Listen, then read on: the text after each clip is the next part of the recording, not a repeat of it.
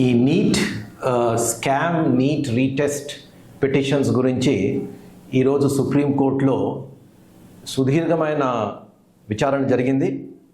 అయితే ఫైనల్గా chief justice గారు ఏమన్నారంటే థర్స్డే అంటే 11th జూలై నాడు మళ్ళీ హియరింగ్కి వాయిదా వేశారు. కానీ అంత లోపల ఎన్టీఏకి పిటిషనర్స్కి చాలా పని చెప్పారు, చాలా హోంవర్క్ ఇచ్చారు. వారు ఏమన్నారంటే బై వెనస్డే అంటే by 10th July 5 PM NTA union అంటే సెంట్రల్ గవర్నమెంట్, ఆ తర్వాత సిబిఐ వాళ్ళ ఎఫిడవిట్స్ ఫైల్ చేయాలి. ఆ తర్వాత అదేవిధంగా పిటిషనర్స్ కూడా చాలామంది పిటిషనర్స్ ఉన్నారు. ఇంతమంది పిటిషనర్స్ హ్యాండిల్ చేయడం కష్టం. అందరూ పిటిషనర్స్ కలిపి ఒక 20 పేజ్ రిపోర్ట్ ఒకటి సబ్మిట్ చేయమన్నారు. పిటిషనర్స్ తరఫున ఒక 20 పేజ్ ఇవ్వమన్నారు. థర్స్డే నాడు హియరింగ్కి వస్తుంది. So that is the final. ఇవాళ ఏమైంది అంటే అదైంది. కానీ దాని ముందర 2 గంటల్లో మనకి కోర్టు చీఫ్ జస్టిస్ గారు చాలా క్లియర్గా ఈ ఇష్యూ ఎలా సెటిల్ చేయాలి అన్నది ఐడెంటిఫై చేశారు. అయితే అందులో ప్రధానంగా వాళ్ళు చెప్పింది ఏంటంటే నేను ఒక 2 minutesలో అది క్లుప్తంగా ఎక్స్ప్లెయిన్ చేస్తాను. ఏమన్నారంటే whether retest should be there or not is based on settled parameters.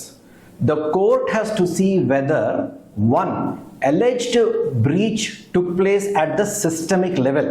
So ఒక ఐసోలేటెడ్గా కాకుండా సిస్టమిక్ లెవెల్లో బ్రీచ్ జరిగిందా అంటే పేపర్ లీక్ అటువంటిది ఏమైనా జరిగిందా, whether the breach is of a nature, point number 2, whether the breach is of a nature which affects integrity of the entire exam process, అంటే ఒక చోటే కాకుండా మొత్తం ఎగ్జామ్ ప్రాసెస్ అంతా ఎఫెక్ట్ అయిందా, అంత పెద్ద బ్రీచ్ జరిగిందా, రెండో పాయింట్ అన్నమాట. మూడో point, whether it is possible to segregate the beneficiaries of the fraud from the untainted students. So breach జరిగిన తర్వాత ఎవరైతే ఈ బెనిఫిషియరీస్ ఉన్నారో, ఎవరికైతే లాభం పొందారో, ఈ బ్రీచ్ నుంచి ఎవరైతే లాభం పొందారో వాళ్ళని అన్టెయింటెడ్ స్టూడెంట్స్, ఎవరైతే లాభం పొందలేదో, ఎవరైతే ఆనెస్ట్ ఉన్నారో వాళ్ళని సెపరేట్ చెయ్యొచ్చా అనేది third point. In a situation where a breach of sanctity affects entirety of exam, మొత్తం ప్రాసెస్ అంతా విషియేట్ అయింది, మొత్తం ప్రాసెస్ అంతా స్పాయిల్ అయింది, మొత్తం వైడ్ స్ప్రెడ్ లీకేజ్ అయింది, పాయింట్ నెంబర్ 1.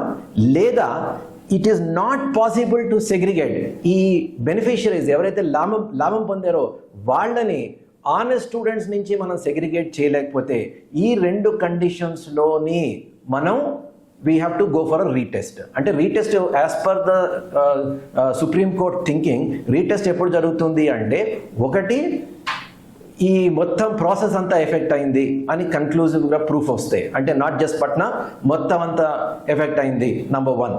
2, ఒకవేళ జరిగినా కూడా మనకి ఈ లాభం పొందిన వాళ్ళు ఒక 100 మందో 200 మందో 300 మందో 1000 మందో వీళ్ళని ఎవరైతే లాభం పొందలేదో, ఎవరైతే ఆనెస్ట్గా రాశారో ఈ 2 మనం సెపరేట్ చేయగలిగిస్తే దెన్ మనం రీటెస్ట్ చేయక్కర్లేదు. ఒకవేళ జరగకపోతే రీటెస్ట్ చెయ్యాలి. That is the thinking of the Supreme Court. So ఏమన్నారంటే we are of the view that an order on merits would have to be deferred. అంటే ఈరోజు ఆర్డర్ ఇవ్వలేము. NTA is directed to make full disclosure before the court. 2-3 సార్లు judge గారు chief justice గారు అన్నారు full disclosure చేయాలి, hide చేయద్దు. అంటే ఆయన ఒక చిన్న ఇంప్రెషన్లో ఉన్నట్టున్నారు, ఎన్టీఏ కొంచెం దాచుతోందేమో అన్నది. ఫుల్ డిస్క్లోజర్ చేయాలి, అలా ఉంటేనే ఇంటెగ్రిటీ ఆఫ్ ద ప్రాసెస్ తెలుస్తుంది, అందరికీ ఈ సిస్టంలో నమ్మకం ఉంటుంది. అందుకోసం ఫుల్ డిస్క్లోజర్ చేయాలని 2-3 సార్లు చెప్పారు. ఆ ఫుల్ డిస్క్లోజర్ ఏ ఏరియాస్లో చెప్పారంటే 3 ఏరియాస్లో. ఏంటది? First, in nature of leak. ఒకటి nature of leak, places where the leak took place and the lag of time between leak and conduct of the exam. Leak ఎక్కడ జరిగింది, నేచర్ ఆఫ్ లీక్ ఎక్కడ జరిగింది, and the time between leak and conduct of the exam. ఈ leak and conduct of the exam అంతకుముందు కూడా chief justice గారు అన్నారు ఏంటంటే ఒకవేళ సరే పొద్దున్న ఎప్పుడో జరిగింది, మళ్ళీ 2 గంటలకు ఎగ్జామ్ స్టార్ట్ చేశారు అంటే 3-4 గంటల వ్యవధిలోనే లీక్ జరిగింది అంటే maybe we can come to the conclusion that it is not wide spread. కాకపోతే ఒకవేళ 24 గంటలు అలాగా ఎక్కువ టైము లీక్కి ఎగ్జామ్ కండక్ట్కి మధ్యన ఆ టైం పీరియడ్ ఆ వ్యవధి ఎక్కువ ఉంటే దెన్ ఆబ్వియస్లీ లీక్ ఎక్కువ అవడానికి ఛాన్సెస్ ఉంటాయి. సో అది మాత్రం చెప్పాలి. So when the leak has first taken place, the manner in which the question papers leaked were డిసెమినేటెడ్, and 3 time duration between occurrence of leak and the exam on May 5. ఇవి 3 NTA వాళ్ళు inform చేయాలన్నారు. We are also the view that CBI shall file a status report before this court on status of investigation as on today. So NTA వాళ్ళు చెప్పడమే సరిపోదు, CBI వాళ్ళు కూడా చెప్పాలి. CBI వాళ్ళు కూడా వాళ్ళ స్టేటస్ రిపోర్ట్ చెప్పాలి. ఎందుకంటే ఈ పిటిషనర్స్ తరఫున వాళ్ళు ఏమన్నారంటే పాట్నావే కాదు, పాట్నాతో పాటు FIRs were filed in Delhi, in Rajasthan, in Maharashtra, in Gujarat and Jharkhand. ఇన్ని స్టేట్స్లో FIRs ఫైల్ చేశారు కాబట్టి ఇన్ ది స్టేట్స్లో there was a systemic labs అని పిటిషనర్స్ తరఫున వాదించారు. సో అందుకోసం చీఫ్ జస్టిస్ గారు ఏమన్నారంటే CBI has to give status report with regard to these FIRs also అని కూడా అన్నారు. So NTA shall inform steps taken to identify beneficiaries of the leak. అది ఒకటి లీక్ ఎలా జరిగింది, ఎంత వ్యవధి, అవన్నీ. అది కాకుండా స్టెప్స్ NTA ఏం చేసింది, steps taken to identify beneficiaries of leak. ఎవరైతే లాభపడ్డారో, ఈ లీక్ నుంచి ఎవరైతే లాభపడ్డారో వాళ్ళని ఐడెంటిఫై చేశారా. Court should be apprised. Steps taken by NTA to identify the centers, cities where leak took place, modalities followed to identify beneficiaries of the leak, how the leak was disseminated. ఇవన్నీ NTA వాళ్ళు చెప్పాలి, వాళ్ళు ఏం చేశారు in this direction అని NTA చాలానే homework ఇచ్చారు. So NTA వాళ్ళు ఇప్పుడు దాచుకోవడానికి ఎక్కడ there is no scope for them. They have to make all these things available to the court. తర్వాత Union and NTA to inform whether it would be feasible to use data analytics in cyber forensics unit or any employed by government to identify suspect cases. Data analytics కానీ cyber forensics కానీ use చేసి ఎవరైనా ఈ beneficiaries లాభం పొందిన వాళ్ళని ఏమైనా identify చేయగలమా అని సుప్రీంకోర్టు అడిగింది. So that modality can be form to segregate tainted from the untainted students. ఎవరైతే లాభం పొందారో, ఎవరైతే దొంగ పనులు చేశారో వాళ్ళని అన్టెయింటెడ్ స్టూడెంట్స్ నుంచి can be differentiate. The modalities to be followed between conclusion of the exam including retest and the counseling process. If an exercise needs to be done to deduce more beneficiaries of the leak, a policy decision needs to be taken on the status of the leak. It would be necessary for the government to set up. అది తర్వాత చెప్పారు. అయితే in this context ఒక కీలకమైన statement ఒకటి మధ్యలో ఒకటి chief justice గారు ఒక స్టేట్మెంట్ చేశారు. ఏంటంటే the government has to take a policy decision with regard to the counselling process. Counselling ప్రాసెస్తో వెళ్ళాలా, ముందుకు వెళ్ళాలా లేదా అన్నది government has to take a policy decision. And ఆ కౌన్సిలింగ్ ప్రాసెస్ స్టార్ట్ అయ్యే ముందర మిగిలిన ఏమైనా బెనిఫిషరీస్ ఎవరైనా ఉన్నారో, ఈ లాభం పొందిన వాళ్ళు ఎవరైనా ఉన్నారో వాళ్ళని ఐడెంటిఫై చేయగలమా లేదా, పక్కగా ఐడెంటిఫై చేయగలమా లేదా అన్నది కన్సిడరేషన్లో పెట్టుకొని అప్పుడు కౌన్సిలింగ్ ప్రాసెస్తో ముందుకు వెళ్ళాలా లేదా అన్న పాలసీ డెసిషన్ గవర్నమెంట్ తీసుకోవాలని ఒక స్టేట్మెంట్ ఇచ్చారు. సో ఆ తర్వాత దాంతో ఊరుకోకుండా ఏమన్నారంటే it would be necessary for the government to set up a multidisciplinary team of renowned experts to ensure due measures are taken to obviate any further breach in need. అంటే ఈ సంవత్సరం కాదు, ఇన్ ఫ్యూచర్ ఇలాంటి mistakes జరగకుండా ఉండాలి అంటే ఒక multidisciplinary committee ఒకటి పెట్టాలి. ఆల్రెడీ పెట్టారు గవర్నమెంట్, ఒకటి NTA ఫంక్షన్లో ఒకటి పెట్టారు అంటున్నారు కదా. ఒకసారి ఆ స్టేటస్ ఆ రిపోర్ట్ కూడా ఇస్తే వాళ్ళు సరిపోతారా, ఇంకొంతమంది యాడ్ చేయాలా అంటే CJI గారు ఇంతకుముందు ఏమన్నారంటే ఓన్లీ గవర్నమెంట్ నుంచి ఎక్స్పర్ట్స్ కాకుండా మిగిలిన డొమైన్ ఎక్స్పర్ట్స్ కానీ డేటా అనలిటిక్స్, పదే చీఫ్ జస్టిస్ గారు డేటా అనలిటిక్స్ గురించి మాట్లాడుతున్నారు. ఆ డేటా అనలిటిక్స్ ఎక్స్పర్ట్స్ని కూడా కమిటీలో పెట్టాలి అని అన్నారు. సో మోస్ట్ ప్రాబబ్లీ థర్స్డే నాడు హియరింగ్కి వచ్చినప్పుడు ఈ మ్యాటర్ కూడా వస్తుంది. But that is about future, not about today. So finally ఏం చెప్పారు అంటే affidavit NTA and central government Wednesday లోపల సబ్మిట్ చేయాలి. అలాగే పిటిషనర్ తరఫున క్లుప్తంగా ఒక 20 పేజ్ రిపోర్ట్ వాళ్ళు ఇవ్వాలి. సిబిఐ వాళ్ళు ఇన్వెస్టిగేషన్ స్టేటస్ ఇవ్వాలి. ఇచ్చిన తర్వాత థర్స్డే నాడు హియరింగ్ వస్తుంది. ఆ హియరింగ్ వచ్చిన తర్వాత దెన్ వి విల్ డిసైడ్ అన్నారు. అయితే కొంచెం వాళ్ళు కొన్ని హింట్స్ కూడా ఇచ్చారు. ఏంటంటే పదే పదే చెప్తున్నా, అంటే లీకేజ్ జరిగింది అని ఒప్పుకోవాలి అని చీఫ్ జస్టిస్ గారు ఒకవైపు అంటూ, ఇంకోవైపు ఏమన్నారంటే just because the leak has occurred మేము 23 లక్షల మందికి సడన్గా టెస్ట్ పెట్టడం అనడం కరెక్ట్ కాదు, న్యాయం కాదది. సో ఏమన్నారంటే we will use technology. Last statement chief justice గారు ఆయన mind, it gives us the mind, he state of mind. ఏమన్నారంటే we will use technology, understanding of law etcetera to identify the wrongdoers and beneficiaries. There will be no need to have a retest for 23 lakh students. అది మనం చేయగలిస్తే, అంటే ఆయన ఏంటంటే first priority he will give to use technology, to use law, to identify the wrong doers. ఈ wrong doers ఎవరైతే దొంగ పనులు చేశారో, ఎవరైతే ఈ లాభం పొందారో వాళ్ళని మనం ఐడెంటిఫై చేయగలిస్తే ఈ 23 లక్షల మందికి మనం టెస్ట్ పెట్టక్కర్లేదు కదా అని అంటారు. But if we cannot then of course we have to, అంటే ఒకవేళ అది చేయడం సాధ్యపడకపోతే then we may have to order retest అని అన్నారు. అంతకుముందు చీఫ్ జస్టిస్ గారు చాలా డీటెయిల్స్లోకి వెళ్ళారు. అసలు ఎన్టీఆర్ తరఫున న్యాయవాది he was not ready for some of those questions.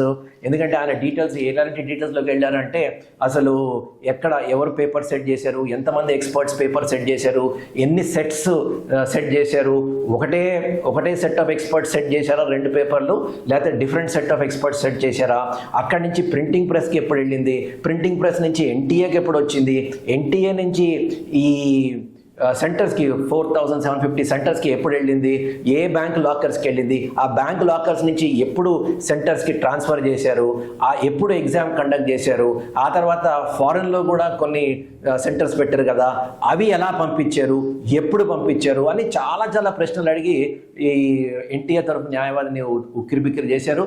ఇవి ఆయనకి దగ్గర ఆన్సర్స్ లేవు. సో ఎనీవే మనకి టైం ఇచ్చారు. సో ఏంటంటే ఒకటి మనకి క్లారిటీగా కనిపిస్తుంది ఏంటంటే చీఫ్ జస్టిస్ గారు కానీ సుప్రీంకోర్టు టోటలీ ఈ ఏదో పైన కర్సరీగా ఏదో మొక్కుబడిగా ఏదో హియరింగ్ చేస్తామని కాకుండా చాలా చాలా డీటెయిల్స్ 2 గంటల పైన విచారణ జరిగింది. సో ఈ చాలా డీటెయిల్స్లోకి చీఫ్ జస్టిస్ గారు వెళ్ళారు. అయితే ఆయన ఫైనల్ ఆర్డర్లో ఏం చెప్పారు అంటే ఫైనల్ ఆర్డర్లో ఈ ఎఫిడవిట్ సబ్మిట్ చేయమన్నారు. అంతకన్నా ముందర ఆయన చెప్పిన ఫ్యాక్ట్స్ ఏంటంటే ఈ పిటిషనర్స్ తరఫున అసలు యాక్చువల్లీ ఇవాళ మొత్తం పిటిషనర్స్ కన్నా ఎక్కువ చీఫ్ జస్టిస్ గారు ఎక్కువ మాట్లాడారు. ఈ పిటిషనర్స్ తరఫున వాళ్ళు చెప్పిన పాయింట్స్ 2 పాయింట్స్ ఆయన నోట్ చేసుకున్నారు. ఒకటి ఏంటంటే ఈ 720 out of 720 అన్నది ఈసారి గత 3-4 ఏళ్ల కన్నా చాలా ఎక్కువగా వచ్చింది. ఎందుకంటే అంతకుముందు 1-2 ఇద్దరు ముగ్గురు స్టూడెంట్స్కి వచ్చేది, ఈసారి సడన్గా అది 67కి వచ్చేసింది. అదొకటి. రెండోది ఇన్ఫ్లేషన్ ఆఫ్ మార్క్స్ ఏంటంటే ఒకటే మార్కుకి ర్యాంకులు చాలా తక్కువ, రాడికలీ రెడ్యూస్డ్ అన్నారు, radically lower ranks for same marks జరిగాయి. పిటిషనర్స్ ఈ 2 పాయింట్స్ గురించి అంటున్నారు. So we have to consider this 2 points అంటారు. ఆ తర్వాత క్లియర్గా ఆయన చెప్పారు ఏంటంటే లీకేజ్ జరిగింది. ఎన్టీఏ తరఫున న్యాయవాదిని ఇది మీరు ఒప్పుకోవాలి, లీకేజ్ జరిగింది, వాట్ డూ యూ సే అన్నారు. ఎన్టీఏ తరఫున న్యాయవాది అన్నాడు అవును లీకేజ్ జరిగింది, పట్నాలో జరిగింది అని ఒప్పుకున్నాడు. So we have to agree. In that connection chief justice గారు ఏమన్నారు అంటే ఇన్ ఫుల్ డిస్క్లోజర్ చేయాలి మనం. We have to accept what has happened. అప్పుడే సిస్టమ్ మీద ట్రస్ట్ ఉంటుంది అని 2-3 సార్లు ఆయన అది స్టేట్ చేశారు. సో ఫైనలీ ఇప్పుడు ఆయన చెప్పింది ఏంటంటే చీఫ్ జస్టిస్ చెప్పింది ఏంటంటే ఇది అంత ఆషామాషిగా మనం we should not treat this, మనం డీటెయిల్స్లోకి వెళ్ళాలి. ఆ తర్వాత ఏమన్నారంటే సస్పిషియస్ మార్కర్స్ మనం ఐడెంటిఫై చేయాలి. Let us not be in self denial. అంటే ఎన్టీఏ తరఫున ఎన్టీఏ డైరెక్టెడ్గా ఆయన అన్నారు, let us not be in self denial. లేదు అవలేదు అలాంటి మాటలు మాట్లాడదు అంటే అసలు ఎన్టీఏ తరఫున న్యాయవాదులు అసలు ఎక్కువ మాట్లాడలేదు, వాళ్ళకి అసలు ఎక్కువ ఛాన్స్ కూడా ఇవ్వలేదు. ఎందుకంటే ఈయన ప్రశ్నలు అడిగారు, ఈ ప్రశ్నలకి ఆయన వాళ్ళ దగ్గర జవాబు లేకపోతే ఆయన ఇంకా ఆర్డర్ డిక్టేట్ చేయడం మొదలుపెట్టారు. ఆయన ఏమన్నారంటే let us not be in self denial, ఏమీ అవ్వలేదు అని మనం అనద్దు, we should accept the facts అని పదే పదే అన్నారు. సో ఒకటి మనకి ఇక్కడ తెలుస్తోంది ఏంటంటే యాక్చువల్లీ మనకి chief justice as an open mind. So ఏం చేసినా థర్స్డే నాడు ఆయన what ever decision he takes he will take in the best interest of the students. Details అన్నీ కలెక్ట్ చేసిన తర్వాతే ఆయన చాలా ఎనలిటికల్గాను చాలా లాజికల్గాను ఇవాళ ప్రొసీడ్ అయ్యారు. ఒకవైపున పిటిషనర్స్ తరఫున అన్ని డీటెయిల్స్ కలెక్ట్ చేస్తూనే ఎన్టీఏ తరఫున ప్రశ్నలు అడుగుతూనే అట్ ద సేమ్ టైం ఆయనకు ఈ అన్నెసెసరీగా స్టూడెంట్స్ని ఎవరైతే స్టూడెంట్స్ కష్టపడి రాశారో వాళ్ళని మాత్రం మనం కష్టపెట్టకూడదు అని కూడా ఒక స్టేట్మెంట్లో ఆయన అన్నారు. ఎందుకంటే చాలామంది కష్టపడి చదివి ఉంటారు, వాళ్ళని మనం అనవసరంగా బాధ పెట్టకూడదు. సో సాధ్యమైనంత వరకు వాళ్ళని బాధ పెట్టకుండానే మనం ఏదైనా సొల్యూషన్ ఆలోచించాలి. ఒకవేళ ఆయన అనుకున్నట్టు ఈ బ్రీచ్ అన్నది లార్జ్ స్కేల్ మొత్తం సిస్టమ్ వైడ్ జరిగింది, లేదా ఈ బ్రీచ్ అయితే జరిగింది, ఆ బ్రీచ్లో లాభపడిన వాళ్ళని కెన్ బి సెపరేట్ దెమ్, వాళ్ళని వేరేగా వాళ్ళని ఐడెంటిఫై చేయగలిస్తే దెన్ అందరినీ మనం చేసే అవసరం లేదు కదా అన్నది ఆయన ఆలోచన. సో ఇదే విధంగా ఆయన థర్స్డే నాడు కూడా I think he will continue the same style of questioning. So let us see. ఒకటి మాత్రం ఇవాళ క్లియర్గా వచ్చింది ఏంటంటే chief justice and supreme court ఈ బెంచ్ మాత్రం they will get in to details and they will decide. చాలా బ్యాలెన్స్డ్గా ఉన్నారు, చాలా ఓపెన్గా ఉన్నారు. They will decide what ever it is in the best interest of the neat aspirants. అదే కాకుండా ఈ హియరింగ్ వల్ల మొత్తం ఈ neat exam conduct and NEET ఎగ్జామే కాకుండా కాంపిటేటివ్ ఎగ్జామ్స్ కూడా ఒక డైరెక్షన్ ఇవ్వాలి అన్న దృఢ సంకల్పంతో ఉన్నట్టున్నారు చీఫ్ జస్టిస్ గారు. ఎందుకంటే ఆయన ఆ మల్టీ డిసిప్లినరీ కమిటీ అని పదే పదే అన్నారు. సో ఇన్ ఫ్యూచర్ ఇలాంటివి జరగకూడదు, ఎలా జరగకూడదు మనం చూడాలంటే ఒక మల్టీ డిసిప్లినరీ కమిటీ పెట్టాలన్నారు. సో హోప్ఫుల్లీ ఇదంతా this will lead to some kind of total change, ఒక ప్రక్షాళన జరుగుతుందని మనం ఆశిద్దాం. Let us see. మొత్తం డీటెయిల్డ్ ఆర్డర్ ఇంకా రాలేదు, వచ్చిన తర్వాత if there is any other point that I have missed we will come back with further updates. All the best for NEET.